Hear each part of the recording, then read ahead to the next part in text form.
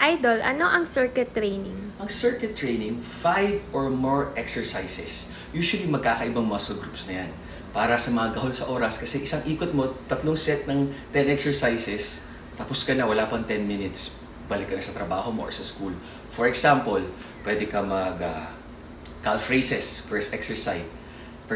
Tapos pull-ups, second exercise. Squats, third exercise.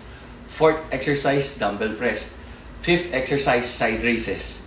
Sixth exercise, squat thrust para sa glutes. Seventh exercise, low row para sa back. Eighth exercise, incline dumbbell press. Ninth exercise, bicep curl. 10th exercise, tricep curl. 10 exercises yun. 3 beses mo ikutin, mga 10 to 15 reps na proper form.